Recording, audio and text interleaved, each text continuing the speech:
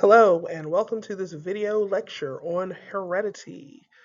This is the newest subject we're learning here in 7th grade science.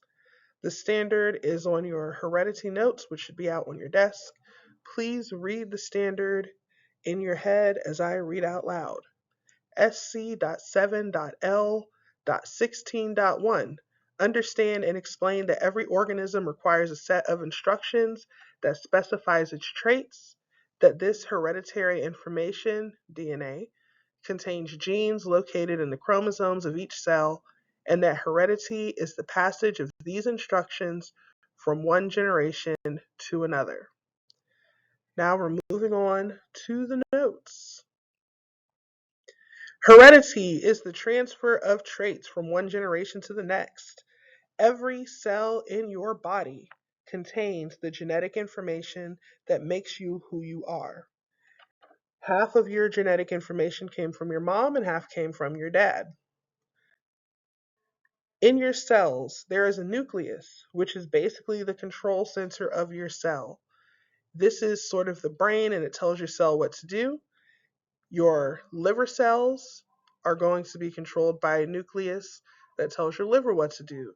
Same thing for your skin cells, lung cells, etc., etc. The nucleus is going to have the genetic material that makes you who you are and tells your different cells and body parts how to function.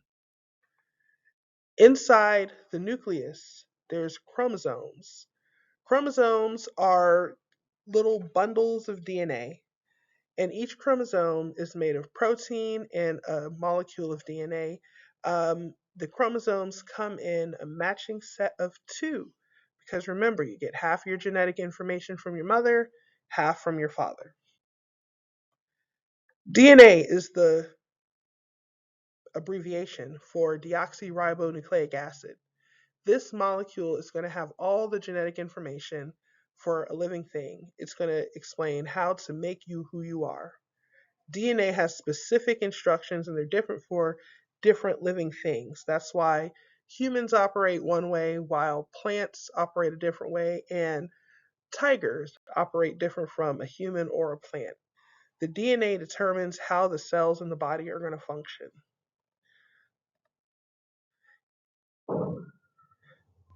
Each chromosome has DNA, and when you stretch out that DNA and you take just a little section of it, you're going to have a gene. The gene gives specific information for a specific trait.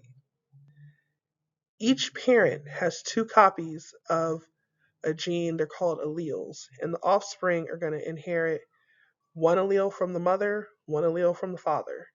And that is how you end up having traits that are similar to both of your parents. Now, some of these traits, which are characteristics of a specific organism, will be inherited. The inherited traits are going to be passed from parent to offspring. In animals, inherited traits will include eye color, hair color, face shape, the texture of the hair, and then in plants, you'll have things like leaf shape, plant height, and flower color. All of these things are passed on from one generation to the next through heredity, and all of the genetic information is in the chromosomes. Then there are acquired traits. An acquired trait is a characteristic that an organism develops during their life.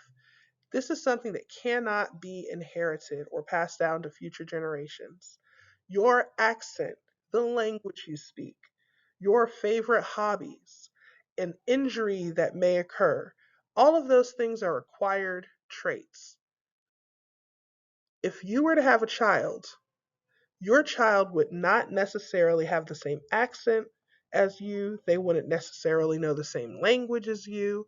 It depends on where they're born, where they're raised, and how they are taught. If you are injured in your lifetime, your children are not going to acquire that injury. That's just you that's injured. Your children will be fine. We're going to stop now and ask and answer questions. There are questions on your notes that should now be answered. Pause the video.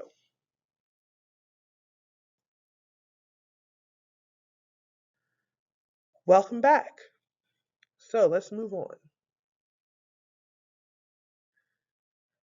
Okay, so what is going to determine an organism's traits?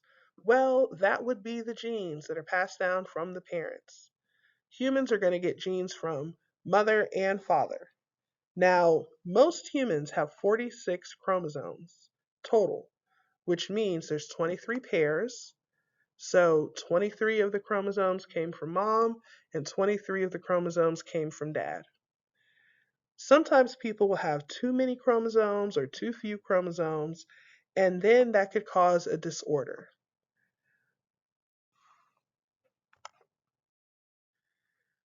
So, how are these traits passed along? Well, the parent is going to pass the traits to the offspring through heredity, but not all organisms look the same because genes have variety.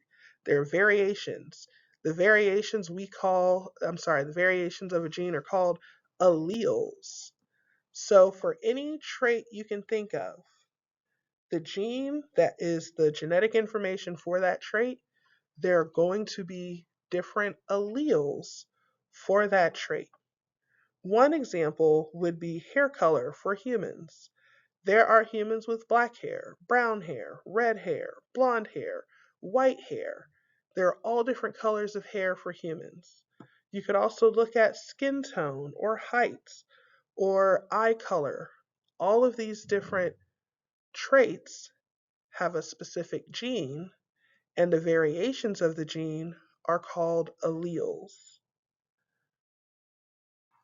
This goes for plants, animals, humans, living things that pass on genetic information are going to have variations that we call alleles.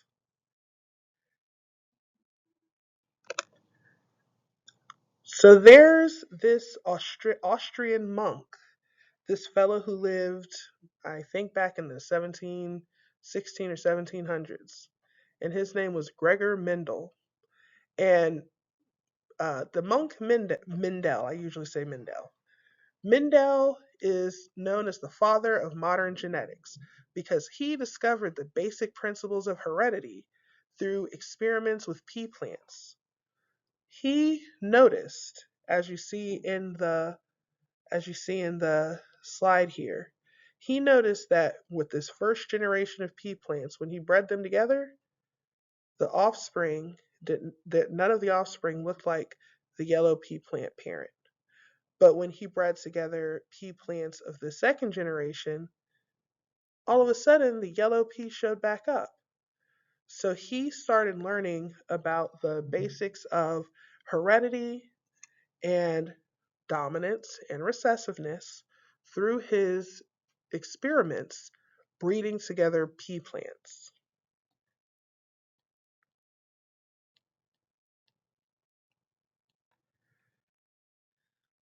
Let's pause and answer the questions for part B of our notes.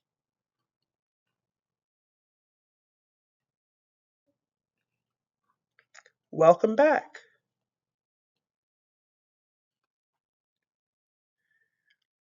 All right, so we have all of these alleles that are going to be different variations of genes that are the code for traits for our bodies. What different kinds of traits are there that go with these alleles? Well, the first one we'll talk about would be dominant traits. These type of traits will only be expressed if the parents pass the dominant allele to the offspring. These traits are going to hide any other trait, any recessive trait. A dominant trait will hide a recessive trait. Even if only one parent passed on the dominant allele to the offspring are going to show that dominant trait.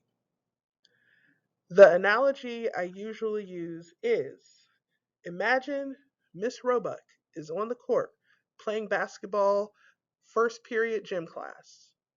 Imagine I'm out there dribbling, right? I'm trying to hit a layup, but I failed. I'm trying to get a three-pointer, but I failed. I go for the two-pointer. I try to do a free throw. Guess what? I failed. So, I'm out here trying to play this game, right? I'm not doing that well.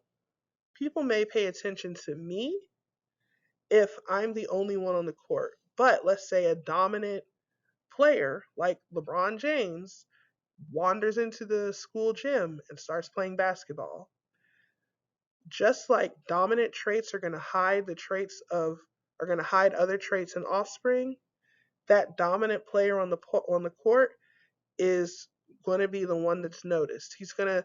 His accomplishments and his skill are going to hide my accomplishments and my skill.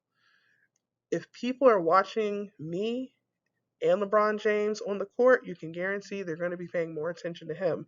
He is a dominant player. So what does that make Miss Roebuck? That makes Miss Roebuck the recessive player. That's right. If there's a dominant player on the court, my playing will not even be noticed. Recessive traits are going to be hidden by dominant traits. Okay? Remember, LeBron James is dominant. If he's playing basketball, people are going to pay attention to him. When he's done, they're going to ask him for autographs. They're going to try to get the basketball he played with. If he's giving away sports memorabilia, people are going to try to get his memorabilia. If Miss Roebuck is trying to sign autographs and give away basketballs, many less people are going to be paying like a lot less people will be paying attention to Miss Roebuck because Miss Roebuck is not the dominant player. LeBron is the dominant player. If LeBron went away and I was still giving out prizes, then maybe people would walk over and try to get prizes for me. But I'm not the dominant player, so there would be many less people paying attention to me. The same type thing is happening with dominant and recessive traits. Recessive traits are only going to show when both parents pass on the recessive gene to their offspring.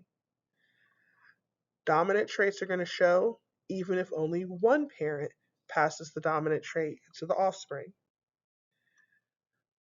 So we have talked about alleles, and we're going to circle back to that. There's a certain way that we write alleles. We will represent dominant alleles with capital letters. We will represent lowercase alleles with lowercase letters. Remember, there are two alleles.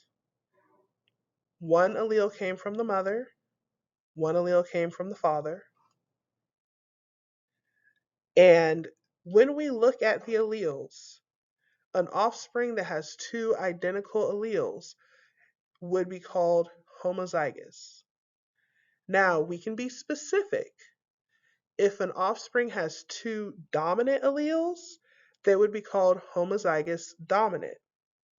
If an offspring has two recessive alleles, they would be called homozygous recessive. So it's important to be specific. Now, you could also have an offspring that has different alleles. So that would mean one parent gave the child a dominant allele and the other parent gave the child a recessive allele. In that case, the offspring would be known as heterozygous.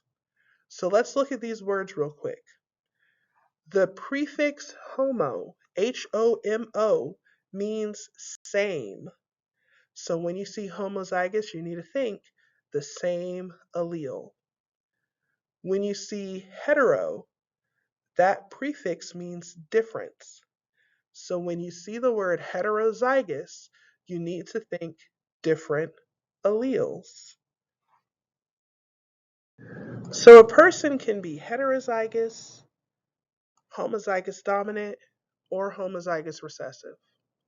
A person who is heterozygous is known as a carrier. This is because their DNA, their genes, have both a dominant and a recessive allele. So the parent or the person will have a dominant phenotype because they have a dominant allele in their genes, but they also have the recessive allele in their genes. So they can pass a trait to their child that you don't see in the parent. Again, a carrier is a person who's heterozygous. They are going to have a dominant allele and a recessive allele. So you see the dominant trait, even though they still have the recessive genetic information that they can pass on to their child. So, what do the alleles tell us? Well, first of all, the type of genes you have are called a genotype, and that is based on your alleles. So, your alleles can tell you what your genotype is. Your genotype is your alleles, they're basically the same thing. Then you have your phenotype. Your phenotype is your physical traits based on your alleles. So, when you see the word genotype, I want you to think the type of genes you have. When you hear the word phenotype, I want you to think your physical traits. So look at the word phenotype. It starts with a PH, and physical for physical trait also starts with a PH. We have just learned all about how genetic information is passed from one generation to the next. So let's try to explain this family. As you see, both parents have brown hair and the child has blonde hair. But how is this possible? We know that the child is genetically is the biological child of both parents. So there's no question about that. So what's going on here? Well, both parents are displaying a dominant phenotype. Both parents have a dominant allele in their genetics. Both parents also have a recessive allele in their genetics. So each parent is going to give half the genetic information to the child. Both parents have a recessive allele that they passed on to this child.